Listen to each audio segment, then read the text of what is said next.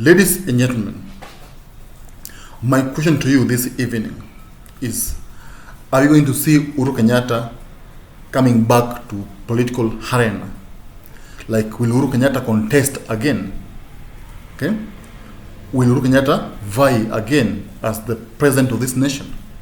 Because remember very well last week, there were some proposals from UDA, MP, okay, Rahul, that they will want to replace term limit with age. Actually, he says that one will only retire when it reaches 75 years. But below 75 years, you can rule this Kenya as many times as you want. So, guys, before we go on, take your time. Of course, receive my greetings, and of course, subscribe if you are the first timer here.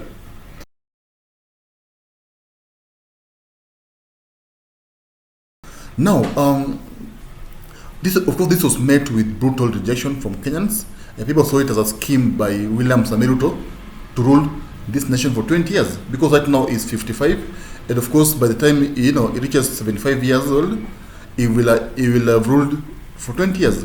So Kenyans, especially people who are supporting Raila Odinga, saw this as a scheme, to rule this nation for 20 years. Also as a scheme to block Raila Odinga from contesting again. Because right now Raila Odinga is 77. That means he has surpassed the required age to retire. So, Uhuru Kenyatta, who is 60 years old, should this law be passed? Okay, should be amended. It means Uhuru Kenyatta will vie again. Okay, Uhuru will be on the ballot. Yeah, that's the reality, because he will maybe be 65 by 2027. Yeah, so that means Uhuru Kenyatta will have to face Ruto again. So that's where the dilemma is.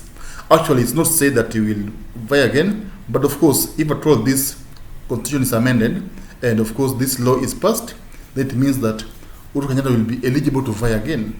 Yeah. So the question is, what will happen if at all Uhuru Kenyatta faces Ruto again?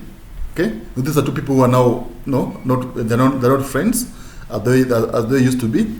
Uhuru Kenyatta fought Ruto. Actually, he wanted Raila Odinga to be the president, but as fate would have it, he failed in his mission. Right now, Ruto is the president.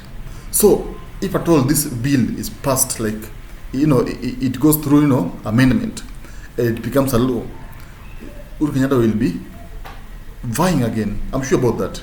And of course, the question we're asking ourselves, will Mount Kenyans vote for him? Because Uhuru retired as an enemy to Mount Kenya people, as an enemy to his own people. Okay, Ruto managed to, to convince Mount Kenya people to hate Uhuru Kenyatta. That's the reality. And actually, Uhuru retired as someone who is hated in his own home turf. And of course, this is why he hated Ruto, because he saw Ruto, like Ruto is he saw it as Ruto being responsible for, his people hating him. That's why he really fought hard to make sure that Raila Odinga becomes the president. But he failed, okay? Raila did not manage to beat Ruto. I think Ruto was a smart politician. Actually, Ruto's victory was, people were shocked. People didn't believe it. How can Ruto beat the system? Okay? It means it's the system. People believe that Raila Odinga will win because Raila had the numbers on the ground. Raila had the government on his side. So there was no reason as to why he was supposed to lose. But he lost to Ruto. That's the reality. It doesn't matter whatever means Ruto used to to be the president. The fact is he lost to Ruto. So now, if this constitution is amended, like if it becomes a law that one can only stop vying when he attains 75 years, then Uhuru Kenyatta will be eligible to vie. And the question is, as I said, what will happen? Yeah, what will happen if at all he vies again? One, Mount Kenya people think will support him, because right now Kikuyus they're not happy with Ruto. That's the reality. Why? Because the way Ruto is treating Gachagua, people see as if Ruto is disrespecting Gachagua. Ruto is favoring Mudavadi more than Gachagua, so they don't trust Ruto. And also the promises that were made to them, the developments that Ruto promised them, they're not seeing them. Actually, Ruto right now is focusing his energy in Nyanza. Remember the 1 billion project that he promised Nyanza people, that he will build a fishery institution that will help educate Nyanza people on how to fish. The food, the relief food that he has promised Nyanza people. Okay, and you could see that as if Ruto just used them to clinch power. And soon you will see Ruto extending his hand to Raila Odinga, because he's done with Kikuyus. He's not the president. Now he only wants to survive in politics. And now will he do so by being friends to Raila Odinga, because he knows very well, if this constitution is amended, Uhuru Kenyatta will come back and vie. That's the reason that we are seeing Uhuru Kenyatta very active in politics, as in not in politics, active. We see him, going to Congo, South Africa, for this peacekeeping process. Of course, a job that he was given by Ruto. So this shows that he's still active, like he's still energetic. Okay, he wouldn't mind, to vie again. So should he come back and vie again, then Kenya will witness the fiercest, the toughest battle, because these are people who are friends, who are in the same camp, but now they have turned to be foes. But now they will have to face each other.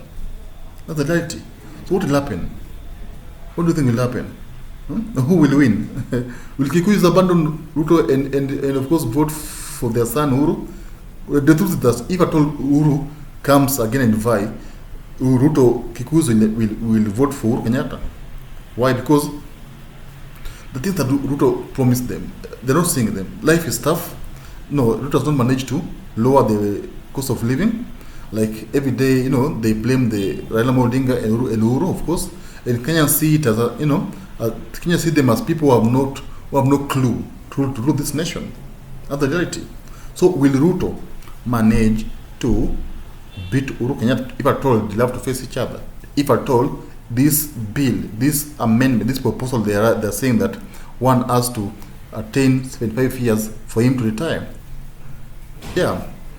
So tell me in the comment section, what do you think will happen if at all Ruto faces Uhuru Kenyatta? Because there's a high chance of them facing each other again. Because these two people have got, unfinished business. They're not done with each other. They're still holding grudges. Everyone is holding, Uhuru Kenyatta is holding grudge against Ruto, for inciting him against his community, for inciting his community to hate him.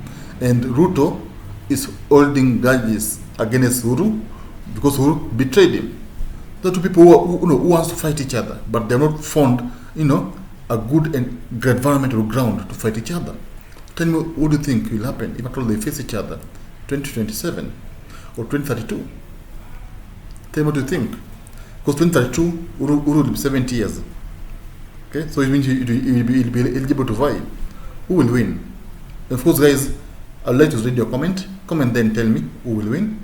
And of course, subscribe. That we meet here next time. We have some amazing political updates. Thank you.